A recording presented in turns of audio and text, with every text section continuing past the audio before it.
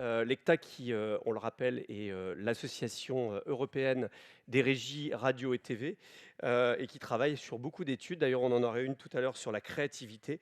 Et vous nous présentez aujourd'hui une étude sur ces mesures d'audience en Europe en exclusivité, puisque en fait, elle sera présentée à Madrid au mois de mars, c'est ça, lors d'une grande réunion de l'ECTA. Et aujourd'hui, on a l'exclusivité de cette étude qui est un grand panorama des mesures d'audience en Europe.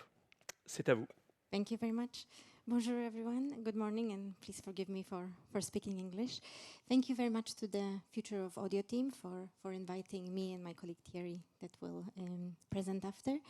We are very happy to be here, and the ECTA represents around 170 members across 40 markets.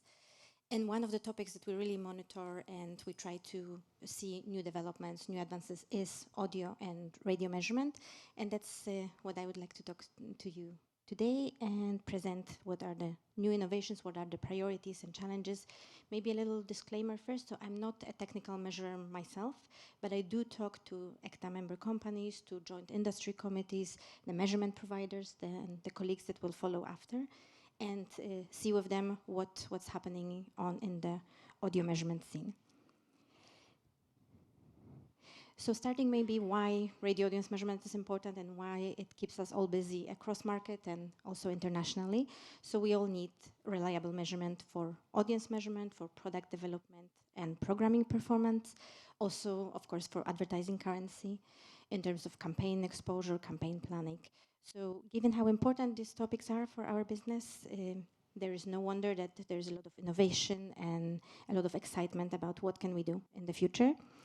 So as I mentioned, there is a lot of new technologies, new methodologies, new ways of approaching this topic, and a lot of interest and excitement in the area. There's also a lot of opportunities, because if we measure the whole consumption audio through the full spectrum, of course the radio business and radio programming will be flourishing, but there are challenges because the audio landscape is very fragmented, so it's increasingly difficult to measure the entirety of the medium, or more to find and implement the technology that can achieve that. So just to look at radio audience measurement from the perspective of how complex it is. So unlike TV and online that is measured in a similar way across markets, the methodologies to measure radio differ between markets in Europe and beyond. And there's many reasons for that. The first one, which is I think the radio's great strength, but also a challenge for measurement, is that radio is the most mobile of broadcast media. Radio is also a loudspeaker, a wired headset and wireless headset, and that is 3 different ways of how you can connect the meter, which is another challenge and diversity that is in the area. There's 2 main approaches to radio audience measurements across market, and every market has its unique characteristics, its unique needs, so there is no one-size-fits-all solution. But the 2 main approaches is declarative recall and passive electronic. So they are different ways to, different definitions of listening. So one is asking people to recall what they listened, and the second one is measuring where the listener is in vicinity of the signal. And of course, audio measurement with streaming audio and podcast growing adds to the complexity of this landscape. So just to go through a few topics, issues, and opportunities and challenges that we hear at different markets that ECTA is present. So there's a lot of discussion around advantages and disadvantages of different methodologies. There is also a lot of interest in markets that have switched from declarative to electronic measurement, and I think we will hear from the colleagues at the roundtable more about this. And the new area that is, I believe, really important and really exciting is hybrid methodologies. So making the most of one method and overcoming challenges of the other.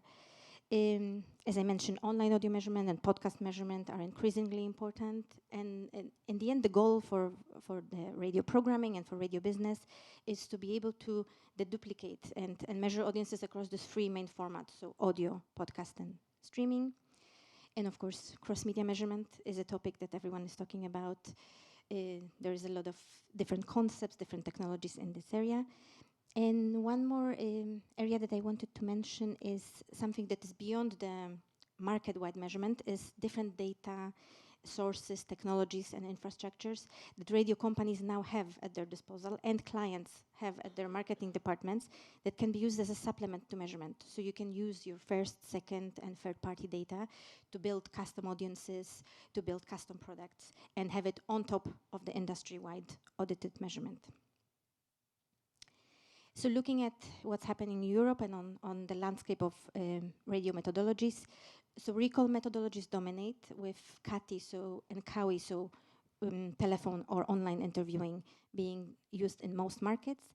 There is diary in several markets, for example, UK or Belgium, and there's a lot of innovations in data collections for diaries. So we're no longer talking about paper diaries of the past, but of different online and mobile application to collect the listening data.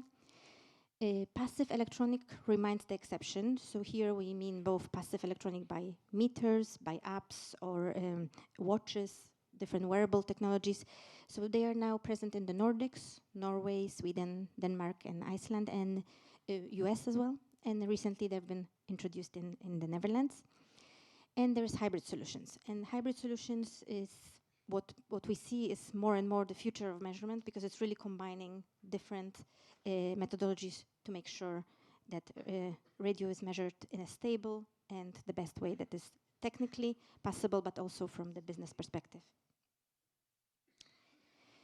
So all methodologies have its advantages and disadvantages. There is this perception that perhaps electronic measurement is more accurate, and it is, of course, but there's also different characteristics of different markets that we should keep in mind. So maybe an ideal solution on one market would not work on the other. So for example, for declarative, large sample sizes are possible, and that's very important on fragmented markets with many radio stations. There's also a lower cost of implementation and maintenance, which is important to make sure that the business is sustainable. But there are lower levels of granularity and less frequent reporting. Passive and electronic, on the other hand, has high levels of granularity. It's minute-by-minute data that is delivered after short time after broadcast. But because of the higher cost of collecting such data, on some markets, the small sample size means 0 ratings for small and local radio stations. For the markets that, let's say, do not have any barriers in terms of cost or sample size, that of course would not be the case. That's why maybe hybrid methodologies is the way that markets that are not yet sure if they want to switch from recall to declarative or from recall to electronic, that it might be more viable than the full measurement reshuffle. Looking at online audio measurement, it's increasingly a fragmented market. As I said, the 3 main things that we're measuring for now is radio, online audio, and podcast. But of course, there's much more than that. And there's also here, we also see multiple methodologies. So there are sample methods, so surveys on some markets where there's few radio brands that have their online stations, strong radio brands. It gives a good picture of online audio listening. On the other hand, on radio stations on markets that have many different radio stations, a lot of web radios, and a lot of fragmented consumption, census methods are maybe a better solution. But here we have to remember that census methods are log files, so you do not have demographics behind them unless you go, for example, for hybrid solutions that combine both. And as I mentioned before, your own data and your own sources can help with putting the puzzle together. Podcast measurement is specific in a way because it's not the same as online audio, it's not the same as streaming. So it's a time-shifted medium, and download is the metric that is used here. And again, the methods vary. It could be a survey of asking a sample of podcast listeners what they have listened to and ranking the titles, or it could be a more census-based measurement, rankers. And again, here also hybrid is a good way to combine the best of both worlds. Just quickly going through recent innovations in RAM that we see on different markets, because I know that my colleagues will soon tell you more about it.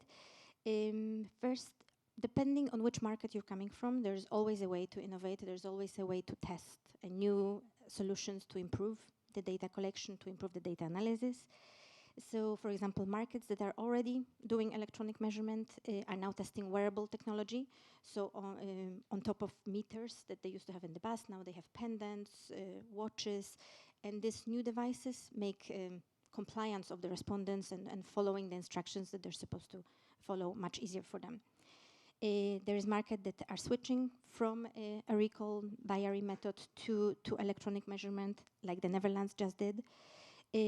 But it's also possible to innovate in the recall methodologies market. So, for example, in Austria, they usually have a telephone they used to have a telephone interviewing. They saw this is not bringing a lot of picture from younger audiences, so they are supplementing that with web interviewing. Other markets are connecting free sources. For example, in Australia, we know that they are now combining and integrating currency from the diary, online and mobile diary, census streaming data, and an additional verification through GfK Media Watch meters. And equally on the diary markets, there is a lot of different innovations happening, for example, in Belgium and the UK. So if you have any questions about more details on this market, please do not hesitate to contact us. So just to conclude, there is no one-size-fits-all. There's different markets, they have different needs and different approaches, so there's no ideal measurement. All markets are testing and improving because they know that we need to have a full spectrum of audio consumption covered. Here on the point of trust and consistency, it might be more important to have a measurement that is stable and that is trusted by all stakeholders, the media partners, agencies, and clients, rather than maybe go right away for ideal but not attainable solution. And that's where hybrid comes in, so combining different methods. Of course, the priority is to, at some point, to measure all audio, to duplicate all audio and to make the most of the format. Being future-proof and cross-media is also very important. And lastly, please use the data opportunities that you have within your companies on top of the measurement to make sure that you cover any target groups or gaps that might not be represented. And that would be it for me, and I believe that colleagues who are actually measuring the audio consumption across different markets will tell you more about their own solutions.